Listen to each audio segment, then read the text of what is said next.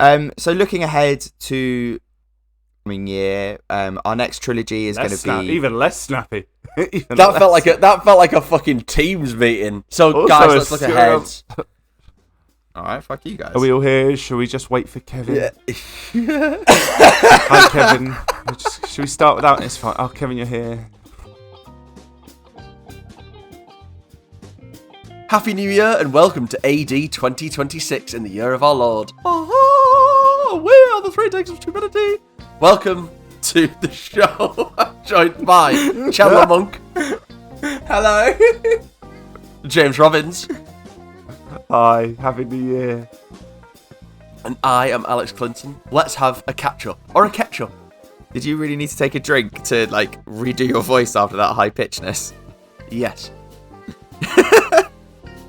Why are we having a catch-up? Did you just think, oh, that word sounds similar, or do you have any references? Are you calling to something, or are you just winging it? I like ketchup and it sounds like ketchup. That's Fair. simple. Enough said. Off to a great start this year. Well, with that intro, we're starting this year unscripted, apparently. It's been a whole year, guys, since we've seen each other. What have we been doing? Good banter, James. Good banter. This is great. Dad man. jokes. James really bringing the energy for our first record of the year. Let's go. Yes. Alex, what have you been doing? I've been working a lot since this turn of the new year. I had a very hectic Christmas. I was here, there, and everywhere. I think I had maybe 2 or 3 days. 3 days of just nothing. I think from the 20th of December to about the 2nd of January. I think maybe 3 days. Maybe even 2 days of just nothingness. What were you doing? Just having a great Christmas. Oh, I see. I thought you meant working, and I was like, you didn't work over Christmas. No, I didn't work over Christmas, but I was locked in on having a good time. You were locked in on being drunk the whole time. That also was but to be honest, once I reached about the 27th of December, I was all alcoholed out. Nice. Did you get anything good for Christmas? My health. But then it got viciously taken away by a terrible, terrible cold. Yeah, I had that last week, and I'm still dealing with the cough from But it I had now, the to be cold honest. I had it pre-Christmas, and it went away around the 19th. So I had it Pre-what? from the 4th to about the 19th, and it was just horrendous. And now it's back again. Bastards. Bastards. James, how was your Christmas and New Year? Yeah, it was good. Hosted Christmas just for Mum. Me and my partner hosted it for her, and then we went to my partner's family, and then we went down to my family. But New Year's was more exciting because some of my best friends were over from Australia, and saw our other friends in Ireland. So we went and spent New Year's in Ballina in Ireland, which was lovely. Did a lot of coastal walks. Felt very like, I don't know, Vikings were going to come up, or very mystical kind of beach. There's something about a cold beach in the north of the world that makes me feel like mystical. And then had a nice New Year's. Had a spice box. Just incredible. Spice bag. Spice Nah, bag. they spice boxes in County Mayo. That we were explicitly educated, and then the important things to educate on Irish-English relations, spice boxes, and then we. You have just sat here and just said it. When I went there, it felt like I was going back to the Middle Ages and Vikings were going to come at any minute. Not the building. So yeah, let's continue with our rebuilding of British-Irish relations. Talking about nature, nothing to do with the socio-economic state of the country. And then for my 30th birthday in May, my friends, they bought me flights and tickets to a Inter Milan match and a Como match. So we flew to Milan on the 2nd of January, went to a Como match, accidentally ended up in the Ultras bar. accidentally. Which is quite funny. Accidentally. We walked in and we're like, all these people are dressed in black and they have balaclavas. Why are they like playing some betting games over there? Why are they selling their own Como hats so they can all match? And then why is that when we're outside finishing our drink? Why have they got 3 megaphones and look like they're ready to march to the stadium? Why are they all raising their right arm like I normally do when I'm at home? That was That's what you thought, wasn't it, James? That's what you thought. I don't doubt there may have been some fascist principles in that room, but James felt very at home. But I saw no hiling and heard no racism at Como. However, at Inter Milan, wow.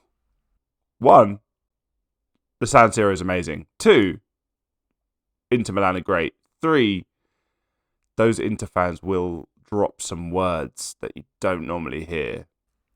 James, you don't speak Italian or fluent enough Italian to understand what they're saying. There's been enough. I know enough of the swear words. And I also know there's been enough racist scandals from that league to understand what the racist slur is. And in fairness, James learned all the racist slurs before going to really fit in. There was a guy that sat behind us that every time something would happen, he would cycle through almost the same swear words. He would like, "De merde, coglione, fanculo, coglione, fanculo," and every time it was almost the same order over and over again, no matter what happened. So what the hell's James coglione? was there. James was there with a notebook writing it down, just going, "Yep, Pete now." And then, yeah, genuinely, and he's like, "Coglione sounds too cool to mean idiot." Is that what it means? If someone called me Coglione, I'd be like, "Oh, suave." Nah. Wait, so idiot. Don Corleone is Mr. Idiot. Coglione. Fanculo. No one said porcadillo. Sorry to our Italian. That's because that is the worst thing you can say in Italian, apparently. Yeah, but we all drop the C-bomb all the time. Their actual use of fuck is cazzo. Like, yeah, he was saying cazzo, he was saying cazzo, he was saying fanculo. But that actually means... But cazzo actually means dick. Cazzo technically means dick. When they say stuff like che cazzo fai, which means what are you doing? A lot of that. Fai, which means what the fuck are you doing? A lot of that. Che cazzo fai means what the fuck are you doing? The technical translation is what the dick are you doing? Or what dicking are you doing? What dicking are you doing, boys? Yeah, no, exactly. Just change your tone. Che cazzo fai? Yeah, there was a lot of che cazzo fai. The Como match, they won by a penalty. And Inter won like 3-1, I think. Welcome to the 3 Takes of Stupidity, where this is no longer a film podcast, but about Italian football. Oh, that's fine. I was going to say, I don't want to talk about football in general, but I'll happily talk about Italian football. Chandler, what have you done? I left my last job on Christmas Eve. I left my last job. I had my last shift on Christmas Eve. Technically, I finished at like 1 a.m. Christmas Day. So Christmas Day, I was actually kind of tired, and I don't know if that clapping will get recorded by anything that will go to the actual OBS. podcast. But anyway, OBS.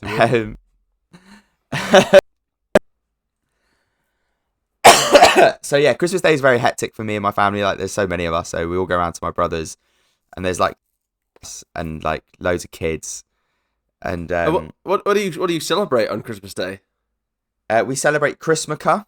It's a sort of mix between Hanukkah and Christmas. Have you never heard that phrase? I'm hearing it now. No, look, as I've said many times, Christmas isn't really a religious holiday. It's more a cultural thing, isn't it? So, yeah, so we did Christmas, and it's fun, it's hectic, it's loud, but it's good fun. And then I picked up, so I started my new job last week or 2 weeks ago by the time this comes out. It's going all right. I had to take 2 days off in my first week because I caught the flu cough. I remember just messaging in on the Thursday going, "I'm really sorry I can't come in." Just thinking, what a terrible, terrible impression this puts of me 4 days into a new job. Don't worry, Chandler. Don't worry about the cold. You were already probably putting in a terrible impression. Yeah. That's a fair point.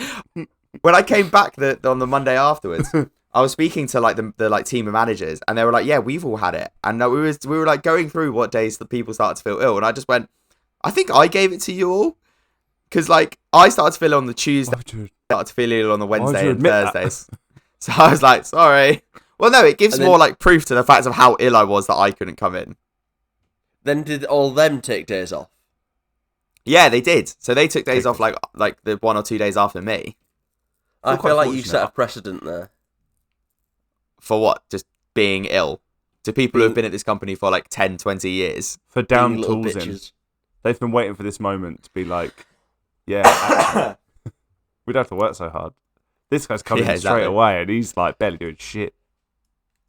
That's the plan. I feel fortunate. It tried to hit me over Christmas. A couple of my friends were really ill over while we were traveling. But I feel like fortunate I had the dreaded flu that was going around in like November. And my days, if you felt how I did, absolutely knocked me out. It was fine on a Friday night. Friday evening, I was like, oh, I'm a bit ill. Saturday, I wanted to die. Yeah, that's exactly. I was so ill, I didn't even go to the Fulham Chelsea game on the day I got ill. Oh, that's how like. Yeah, that's how ill I was. It was a shame because we fucking won. But anyway, has Kearney left yet? No, Kearney's still there. Anyway, this isn't a football podcast, not yet. And New Year's was good. I worked New Year's Day. I picked up a little freelance shift on New Year's Day, which was good. So yeah, New Year's Eve, I didn't really do much. Went out for dinner with my family, and then saw some friends in Tooting, and went to the market for. Yeah, I know. You weren't there though. You weren't there, James. Right. You were in Italy. I was in Italy. You have friends in Tooting? Yeah, one of them's moved. Yeah, I know. Well, to be fair, we used to work for a company based in Southwest London. We all have a lot of friends in that area. Yeah, true.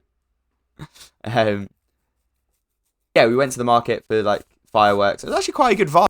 I enjoyed it. It was really low key. It was only like 5 or 6 of us, and yeah, it was really, really nice. I would have been really kind and supportive there until you went, it was such a good vibe. Oh, so good. It was a good vibe. So hard. The vibes were on point. The vibes were on point. The vibes were on point. Totally, the vibes were on point.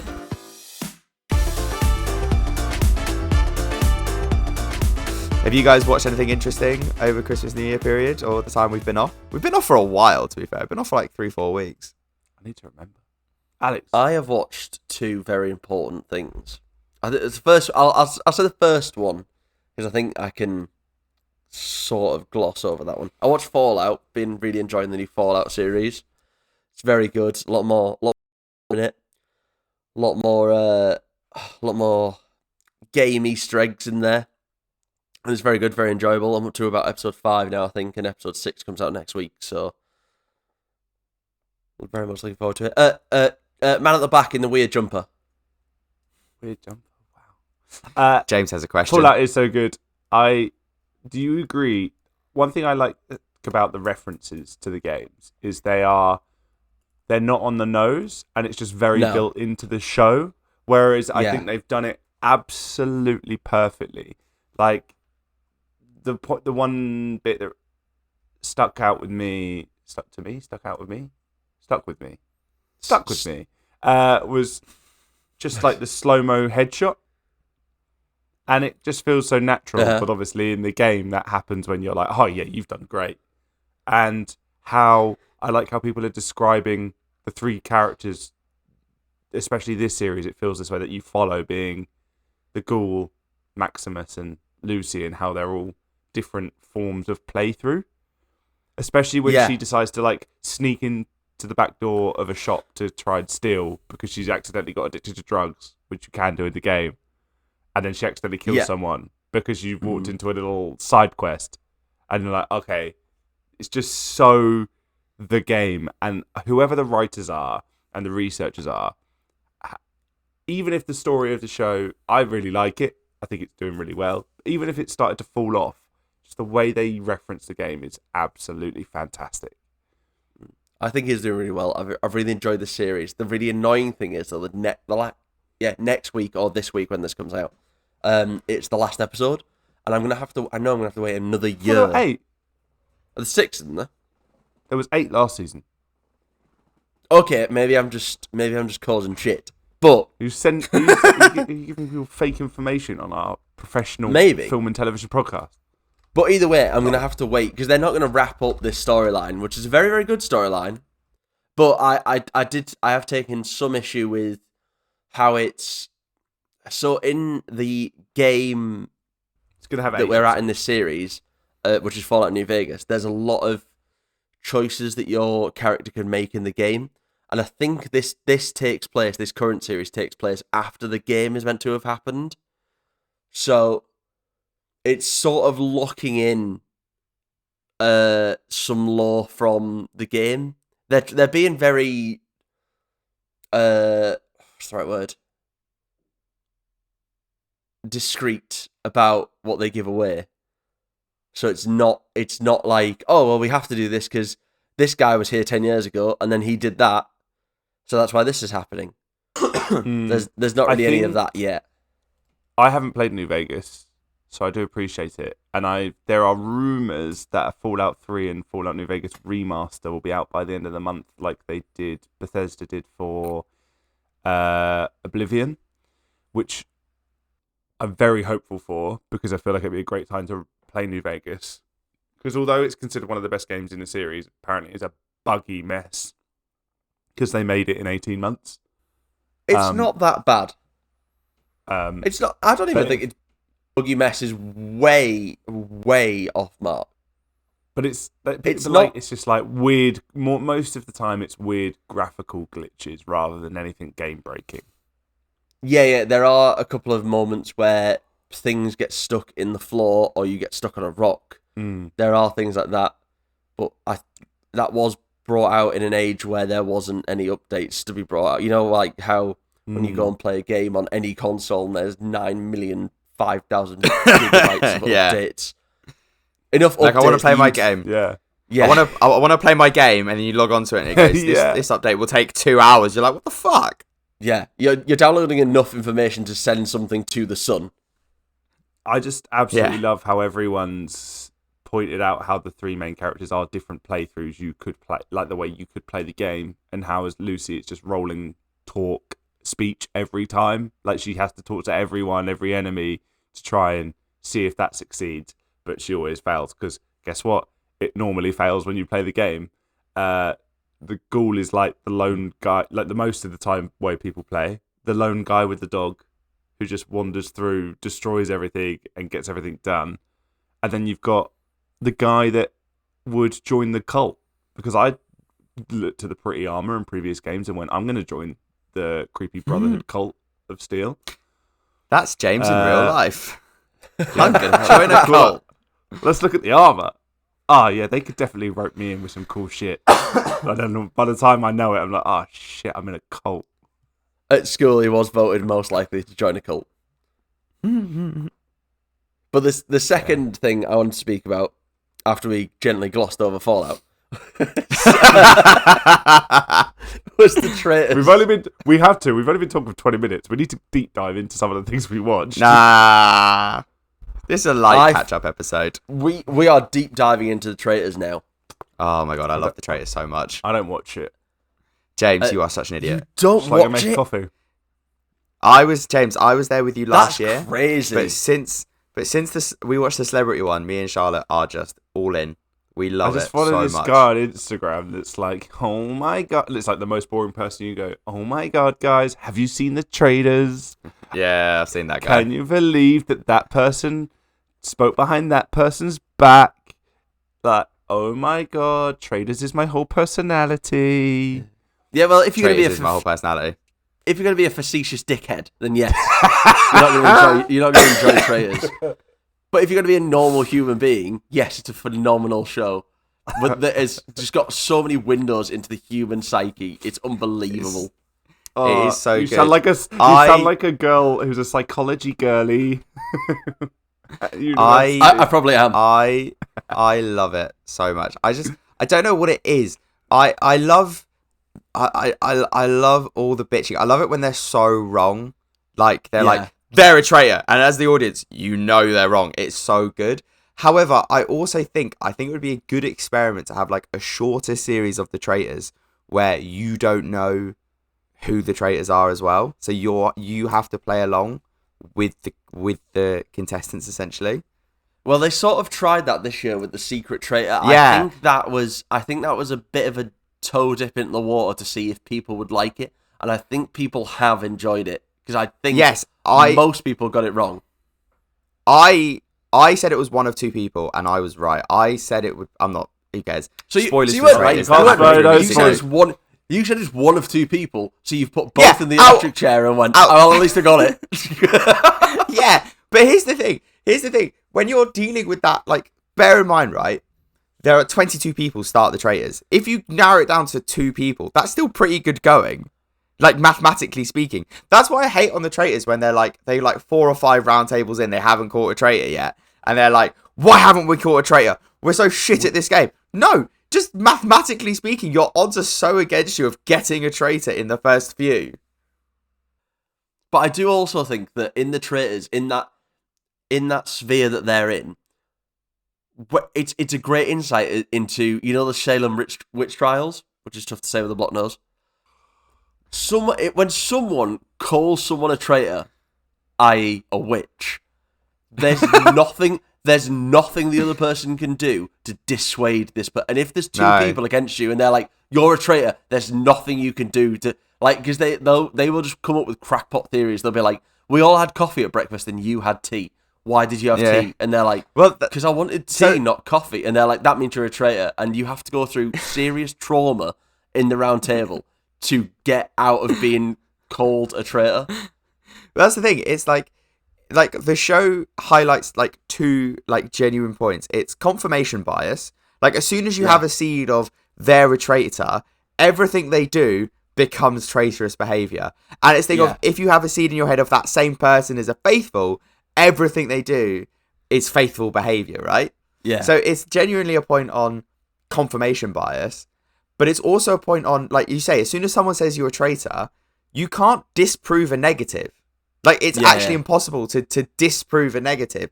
So you can't sit there and go, well, I have proof that I'm not a traitor because of X, Y, Z, because it will just then play into their confirmation bias of like, well, no, that's actual traitor behavior. Yeah. It's amazing. They would be like, you took a 5-minute shit and Joe took a 10-minute shit and he's clearly a faithful. And you're just like, what the fuck are you talking about? What does that even mean? But I also love it in the traitors. Like, I think this season, especially with Amanda and Jade. Jade, who went to my school, by the way, but like 4 years after me. Yeah, 4 years after us. Like, after me and my friends in our school year. I love it when everyone's like, when the blindfolds came off, you instantly changed. It's like, you've known these people for all of 20 minutes. How do you know their entire personality? I think we can all have moments in our lives where we could attest to doing the same thing. It's like making friends on a holiday. Yeah. Because you don't know them well enough. You just understand and know them in the context of a holiday. So now they're your new friends. But if you actually got to know them any deeper than that, you're probably like, they're not people for me.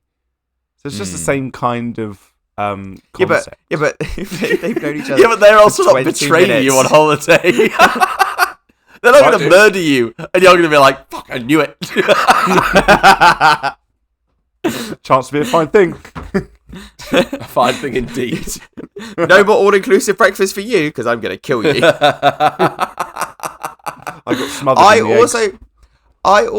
there's stuff about the traitors, like from a TV perspective, when you're watching it, and then if you were able to play the game, it's like, well, I know, like, for instance, like, after, like, the 4th episode, the last few people to walk into breakfast are the people who were put up for murder the night before, but then left ambiguous, so you don't know who's been murdered. So as a faithful, you'd go, well, it's obvious they're all faithful because they were the ones put up for murder. Do you know what I mean? Yeah.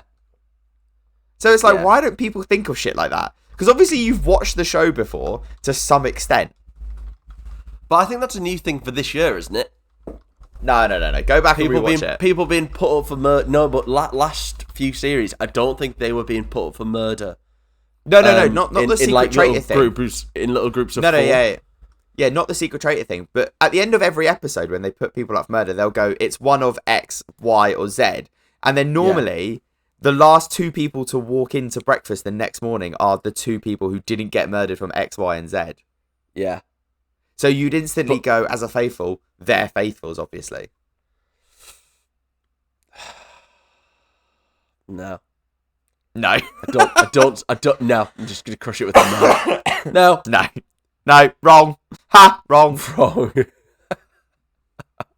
I love the Traitors. I absolutely love the Traitors. I can't wait for this week.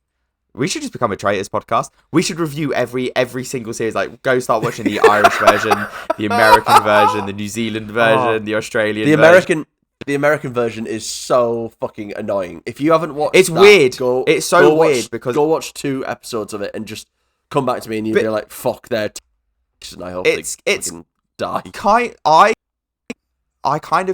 I want to watch the American Traitors, but I kind of don't want to watch it because I don't like the idea that it's half civilians and half celebrities. Yes, I don't sort of like annoying. that. Yeah. I don't sort of like that. So I've seen a clip of, I guess, what that is, and it has some right-wing grifters on it, and it has Moira, the Irish girl that was on Love Island. Moira, yeah. And she is so quick-witted. And I've just seen clips of her just absolutely destroying people in a sentence, and it's fantastic. This goes back to the confirmation bias thing. I think on the clip I've seen, someone just says to her, "You're a traitor," and she's like, "I'm a traitor. How can I be a traitor when you're sitting there with nails like that?" And she's like, "What the fuck?" I can't do the accent, which is but a shame, but I saw one where a guy goes, "That's why we killed them," and she's like, we, because you're the traitor. Yeah. The reason I think the mix of celebrities and civilians is weird is because if you watch the British celebrity version, they're also lovely to each other because as celebrities they inherently have like an image to protect for their own career. Yeah. So and it's the same with like the American traitors. Also, they're not winning any money, so it doesn't matter. Yeah, exactly. Whereas in the American traitors, you're like, why? If they're celebrities, why do they need the 250 grand? Because they're celebrities. To be fair, I'd love 250 grand. Who wouldn't? You're not a celebrity who's rich. You said that like I've already got. To be fair, I could do with another 250 grand. Yeah, I know. I could do. They're not to be fair, they're minor celebrities. Let's be honest. Yeah, that's what I was gonna. That's what I was just about to say. Like American celebrity, there's so many of them that not all of them are filthy stinking rich. Like the sort of 20 celebrities who are on the British version. Not that they're stinking rich, but they don't need that money really. But in American celebrity, probably they do. But they also have like an image to protect, so they're not acting themselves; they're acting as celebrity, as it were. Because in the first season that I've watched, one can be that dumb and stupid and just so brutally confident. Like, or is that just the difference between Brits and Americans? Do you know what I mean? You're calling an Irish person. I love the Traitors. I want like 4 seasons of the Traitors every year. No, then you'd be oversaturated. That's what they tried to do with The Circle. The Circle is a fantastic show, I think, and I think I've never seen it. You would love The Circle. You would love it because it's very similar to the Traitors. They've got nothing to confirm really until. Oh, is it similar? Oh, The Circle I've seen. It is in the early episodes. It's sort of similar to the Traitors, where they're just trying to find out who's the real dickhead, and then as they go further in, they start gathering evidence on dickheadness. Fair. We'd just like to apologise to our Irish listeners for Chandler calling an Irish person a Brit over and over again. Who? The lovely Maura Higgins is from Ballymown, Ireland. I wasn't talking about her. He was generalising. I was generalising. I was being way worse. That was nice. I've watched 2 things that brought the best out of James and then the best out of Chandler. So what have you That's two what you're here for. losers watched? So I've watched a lot of stuff, but not that much stuff. So when I was ill in bed, I caught sort of like the ends of films that were on TV. So I watched like the end. So I watched like I watched like 95% of Back to the Future 2. Amazing film. I watched like 80% of Troy, which is a pretty good film to be honest. I quite enjoyed that. I watched like 2/3 of all 3 Indiana Jones films, the first 3. It's like, normal like sick in bed, what's on the telly sort of watching. But one thing that me and my partner have watched both seasons of is a show on Netflix called Nobody Wants This. Have you either of you heard of it? I've never heard of it. So it is a show with oh my god, what's her name? Kristen Bell. Thank you. Fucking hell, I can't believe I forgot that. Kristen Bell plays plays a podcaster essentially. Her and her sister have a podcast, and her sister is played by the woman who plays Willa in Succession. And then she starts going out with a rabbi played by Adam Brody, and it's about them trying to make their relationship work, him being a rabbi and her not being Jewish. And it's about like her trying to like sort of within his like Jewish family, him being a rabbi, what that means for his like career as a rabbi, and him being like a bit more like private, so doesn't want her to say things about him on her podcast, and like all relationship stuff. It is really fucking good. Like as obviously someone who's in a relation as a Jewish person in a relationship with someone who's not Jewish, it obviously not to the extreme because I'm not a rabbi, but it's really sort of funny, really relatable for like me and Charlotte, to be honest. It's a really good watch as well. I have just found a Guardian review. They gave it 4 out of 5 stars. Apparently their on-screen chemistry is electric. It is very good. It's very funny. Like I obviously when I'm watching like the scenes with the Jewish family at like Friday night dinner and stuff, it's really funny. If someone could put like the generic Jewish family experience of mums and dads on TV, it sort of would be this. This over Friday night dinner? Yeah, well, I don't know, maybe a little bit. Yeah.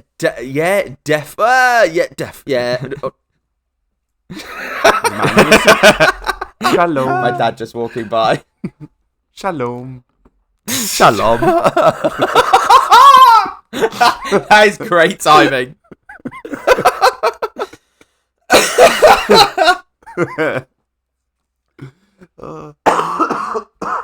But no, James, have you watched anything? I'd highly recommend watching Nobody Wants This. What have I watched? Give me a sec. There must have been some Japanese anime. Oh yeah, I just fucking I've watched a load train of story. I'm not really into trains.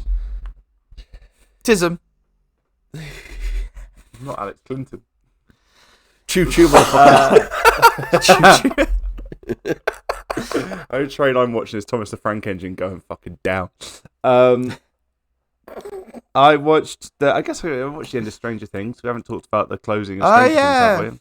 We haven't, no. So, yeah. I don't think it was as bad as he's not. I don't think it's as bad as everyone says it is. I thought it was fine. I didn't love it, but it was fine. There's clearly some issues. It took too long to happen. They should all be younger.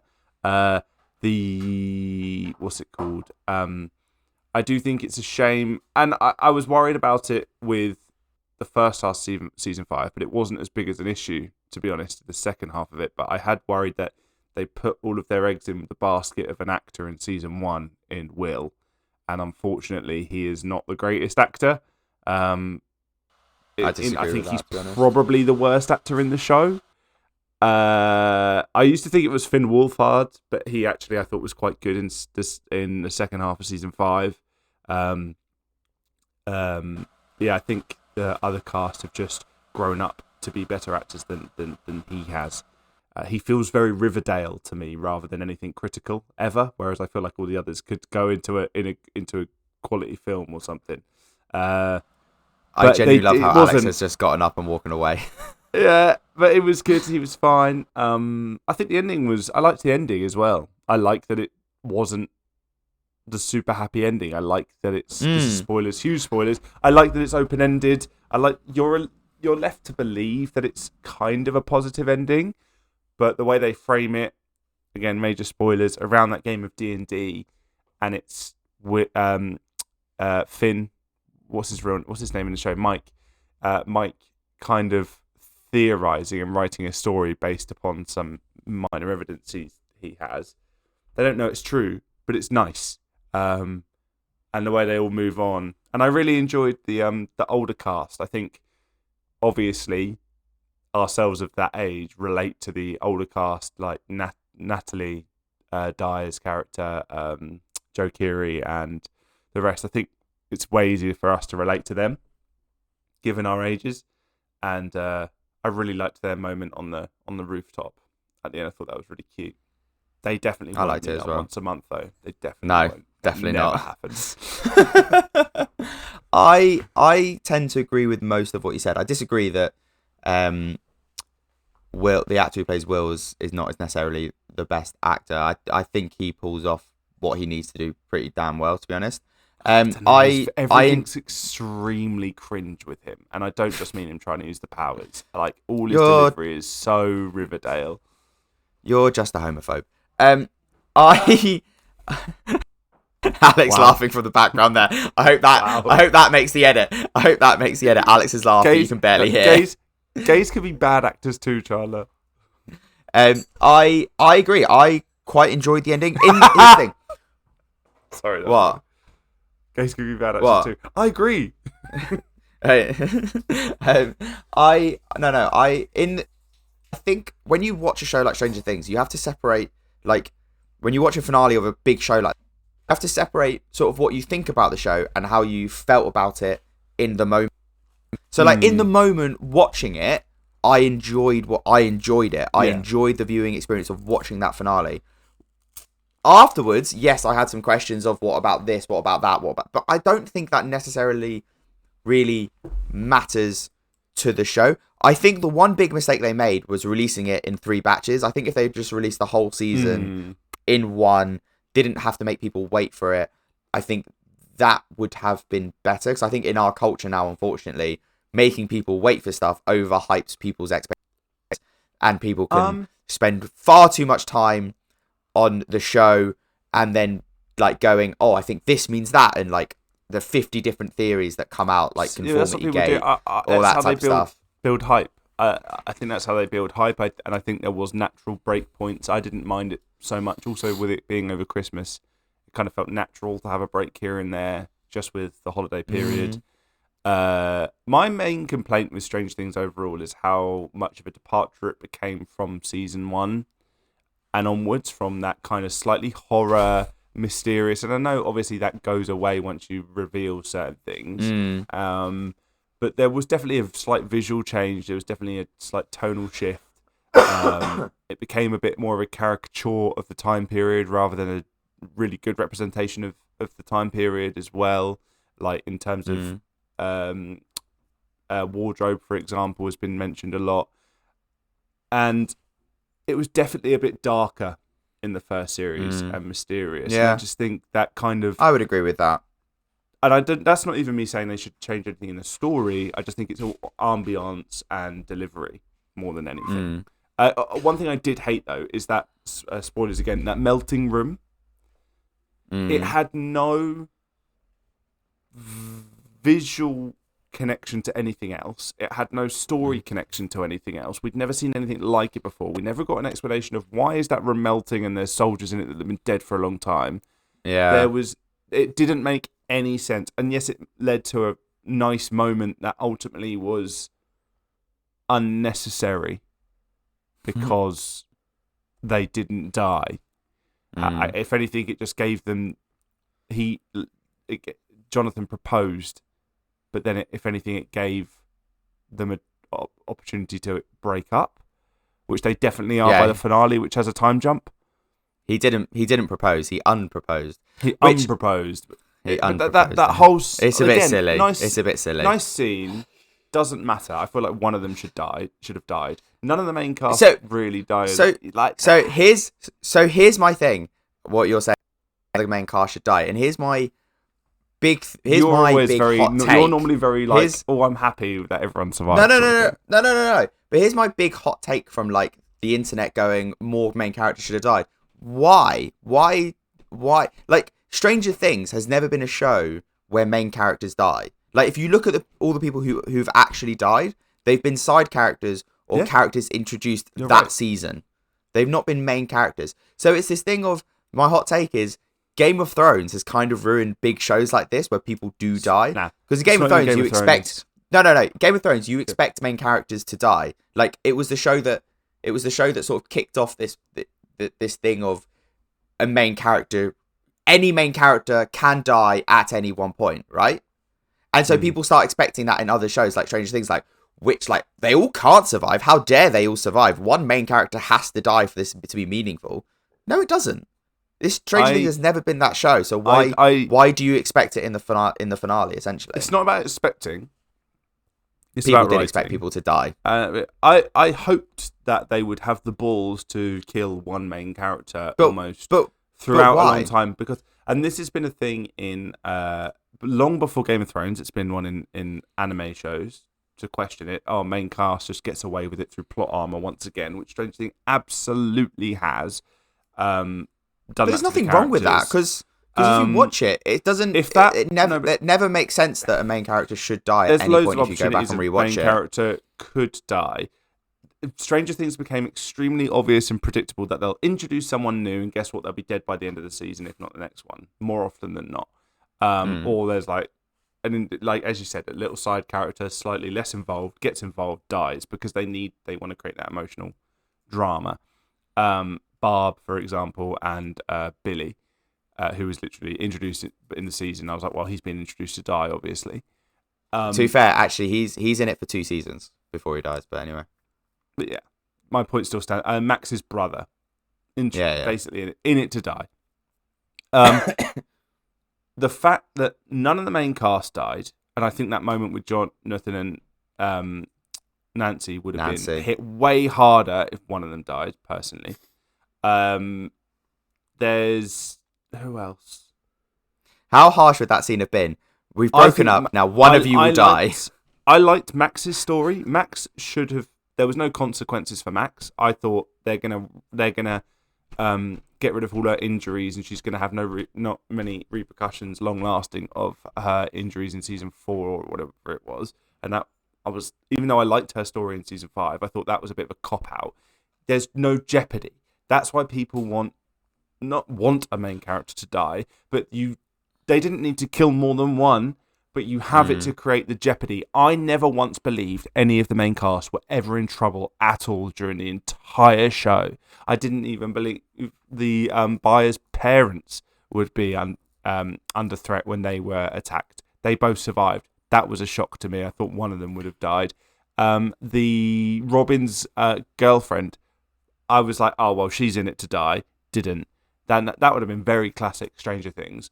That I think to create jeopardy, and so that you can have that tension as an audience member, it is a useful plot device to have a character you love and you've lived with now for a while, and to kill them off.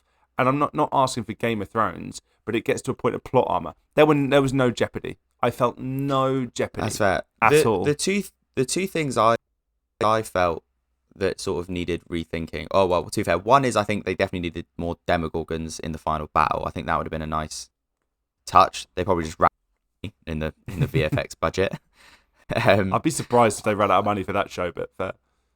I think Winona Ryder has literally nothing to do the entire season except for the very final thing of... Yeah.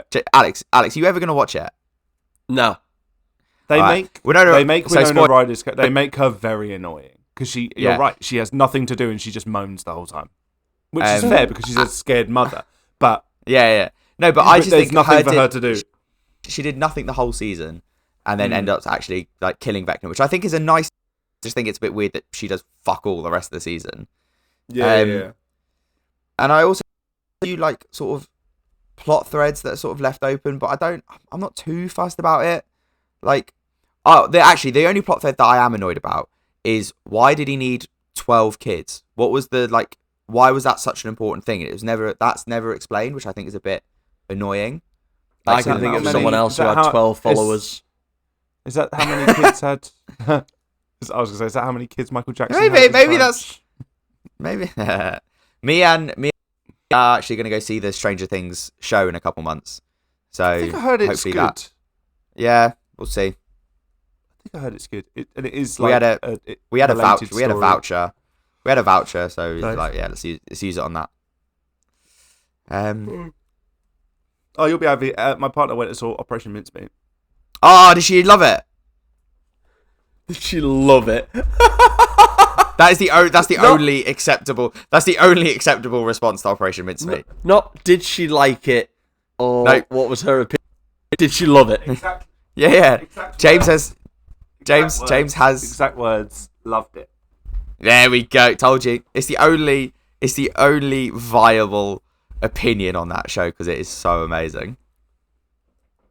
I want to see it. I didn't get to. It was a birthday present for a friend to her, so I'll go see it with you, James. No problem. we can use my mics. We can record. Ah, yeah, we could record some content. Yay! You brought up there, James, that it was left open ended. Do you reckon that's to sell the series on to someone?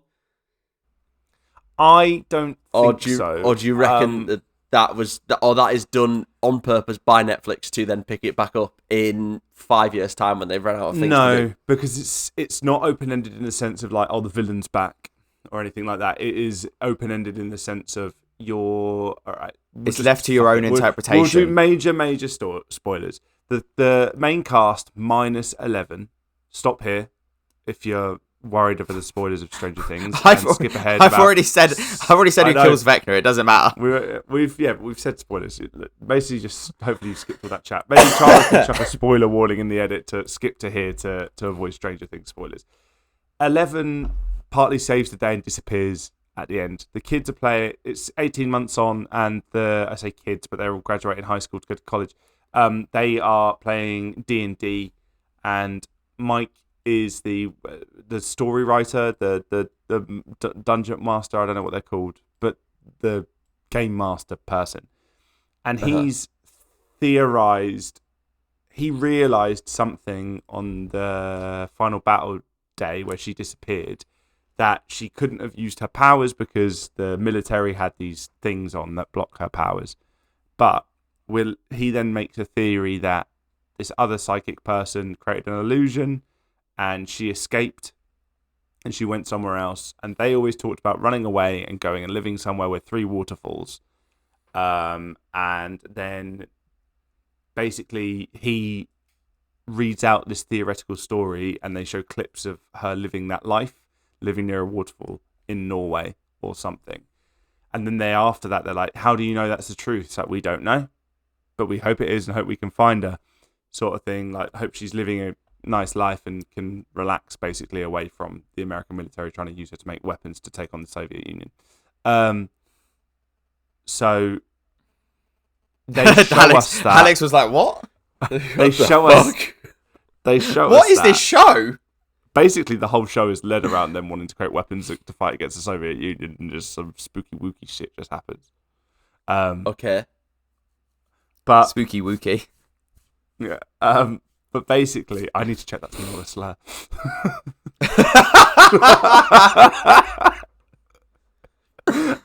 So basically, the what you do around here, spooky wooky? And he's telling a story, but they're like, we don't. It sounds very believable, but we don't know if it's true. And that's how it's open-ended. Basically, you don't know if she is actually alive. You don't know if she dies. Yeah. You're led to believe that she probably is alive in this hopeful thought, but you actually don't know. So in open-ended it's basically very Mike's light, character's but way it's Mike's character's way of dealing with the loss. And like, as Hopper says to him in the show, you have no idea. Hopper says to him in the show, you can choose to let it eat away at you and become depressed and hateful of life, or you can choose to be thankful of what happened and sort of move on. And that's his way of moving on, essentially, which is why it's open-ended. But I agree with James that it's quite a good ending. And it feels like that probably is what's happened. The fact that they show clips of her walking near the waterfalls while he's reading out this made-up story is ultimately to lead you to believe that it is the truth. But it's not explicitly shown. I don't really care. But it's nice. But it was nice. It was nice. I got a little teary-eyed, I will admit.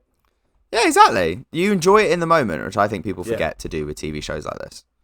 I think a lot of people also get caught up in the general discourse around something and don't make their own opinions. Yeah. Okay.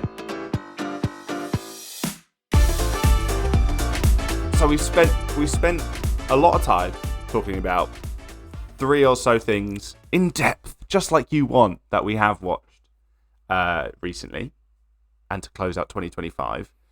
But we're in big 2026. The World War III is at threat. We don't have a lot of time, so in the limited time we have left before the bombs drop, what do you guys want to watch? I'm looking forward to the new Scrubs season, the new Malcolm in the Middle season. I think I love those shows so very much. I can't wait for their reboots to happen. I'm really willing them to be good. Really willing them to be good. About Scrubs. Yeah, Scrubs just looks like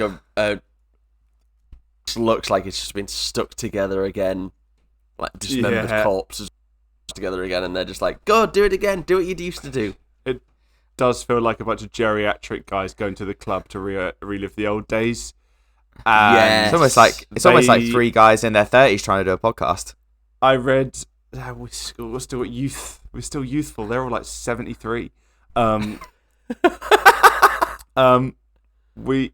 does. They're in their like 40s.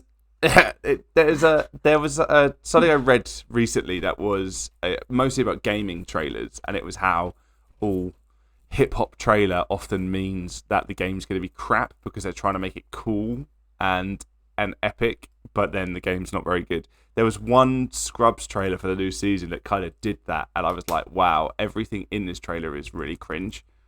But I have high hopes because I love it so... No, high hopes. I want it to be great. I don't have hope, and I hope it'll be great. I just don't know if it will be. I don't think you should put the great label on it. I just don't fail. Yeah. I have read as well Just that they don't reset be a bad. few things with character relationships, which is always a huge concern because it just means they'll tread old ground. Yeah, I mean, the relationship Can between I Bob spoil and that for Ted you guys? is going to be really weird.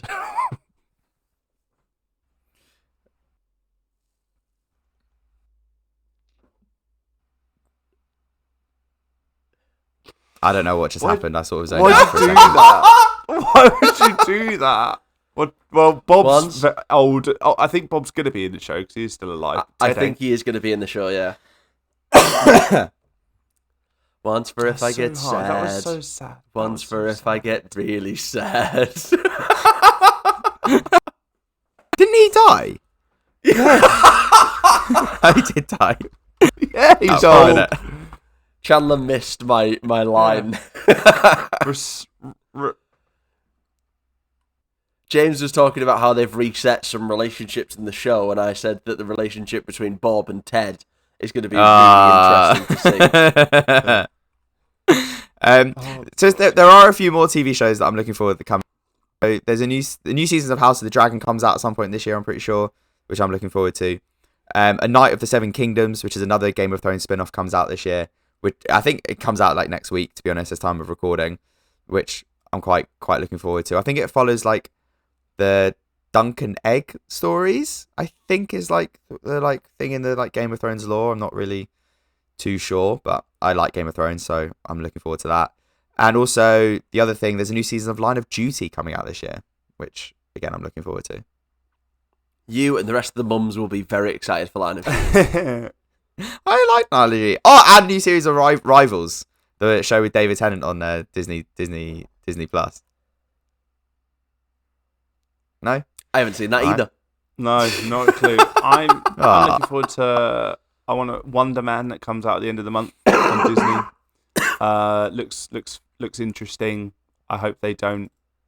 There's been not very much marketing to it, and I feel like it's been made for a while. So I'm hoping it's not them trying to like throw it away. What else? I haven't seen Marty Supreme yet. Need to see Marty Supreme. Apparently, it's very good. The Timothy Chalamet's marketing run has been absolutely impeccable. Jumping on the SD Kid song was just so good because of everyone theorising that he was SD Kid anyway. If he could do a Scouse accent that much, then I'd be very impressed. Chandler would be just throbbing at the bit. Man loves a Scouse accent. Throbbing at the bit is not the phrase. Is not the phrase. It's chomping, but it felt right for Chandler. Throbbing at the bit. Jesus Christ. It's actually really horrible. But anyway, that's meant to be very good. What else is there? On my just to check the boys out. Just the that's not the right phrase either. I'm not checking you guys out. I mean, I do check you guys out, but to make you guys check out the podcast. Free Ren season 2. The anime, possibly one of the best things I've watched on television ever, regardless of it being an anime. So season 2's out soon. Very excited about that. Very, very, very excited about that. Otherwise, looking down the list of the F1 regulations coming because apparently they're going to be crap. Looking down the list of like films that are coming out this year, one did just pop out at me. The Social Reckoning, which is a sequel to The Social Network, which written by Aaron Sorkin, which seems quite good later on in the year. A few other films like Toy Story 5, the live action Moana, The Devil Wear Prada 2, and then obviously like you got the Marvels like Spider-Man Brand New Day and Avengers Doomsday. I still need to catch up on the like 3 Marvel films from last year if I want to go see those 2. So it always seems like there's a bit much. No, there was Fantastic Four. And I watched Fantastic Four. It was good. Fantastic Four and the other one Thunderbolts. Thank you. Thunderbolts was also good. They were both solid watches that felt like the Marvel needed. Oh, I don't know if it's coming out this year, but I am excited to see more of what James Gunn does with DC. Quite excited for Supergirl. Supergirl trailer was really cool. I still need to watch Superman, so I saw it. It's very, very enjoyable. Really good. Superman feels like a hopeful, happy moment would be the right word, but like a hopeful character again, and there's a little bit of campiness, which I feel like Superman should have. So yeah, I really enjoyed Superman. Fair enough. Any films you're looking forward to, Alex? No, I live very much in the present. I actually, you mentioned Marty Supreme. That is one that I've heard loads of people wax lyrical about. So it will most likely be nominated for Oscars. So we could probably do it for the podcast in our Oscars trilogy. I'm going to beat us on this podcast and listen to it in my own free time. Listen to it. You're going to listen to a film. Listen to it.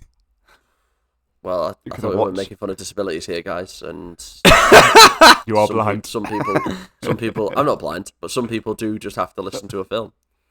Yeah, fair enough. Like people just have to listen to this podcast. So that is a lovely, pretty bow on 2025 and the start of 2026, I guess. They're all just packed into one little box. Next up, we'll be doing something. Chandler, what will we be doing? So our next trilogy is going to be mythological films, I guess is the easiest way to describe. We had a request in from Toby that we spoke about on our last episode, but we will read out his full request in our next episode, which will be covering the film The Warriors. Toby is a dear listener and dear friend, but we will not read out his full message because we don't negotiate with terrorists. If you guys at home have any more requests for mythological films, please let us know, and they could become James or Alex's pick for this trilogy. The Warriors will just be to be clear, mythological, we're talking Greek myth, Norse myth, paganism, Roman myth, None of these singular Abrahamic religion gods, and none of that bullshit. Let's get the fun ones with the lightning hammers out. Those aren't myth. They're true. We were just going along in the back of our car in Dallas, and James just shot us in the head with some anti-Semitism. And anti-Christianity. Anti all of them. Every Abrahamic religion just done. We just got absolutely kirked for no reason. Kirked! It's going to stay in. Fucking hell. That's going on the socials. Yay! You just got Charlie kirked. Charlie Kirk fans are they're a calm bunch. Leave it in. Done. Carry on. Right, we hope you've enlightened your day somewhat. And we will speak to you again very, very soon. It's goodbye from James. Goodbye. Chandler. Goodbye. And if you're wondering why I stumbled over that somewhat, James finger for a second. Goodbye. Please don't forget to rate and review the podcast on your platform of choice. It really helps us grow. Make sure to follow us on our socials and our individual Letterboxd accounts. The links can be found in the description or at www.hopwith2ps.bio/3takes or search for 3 Takes of Stupidity on most platforms. We're most active on TikTok, Instagram and YouTube. Please send us your film and trilogy suggestions to our Hop page on social media, or you can email us at 3takesofstupidity@gmail.com. Thank you and hope to have you back.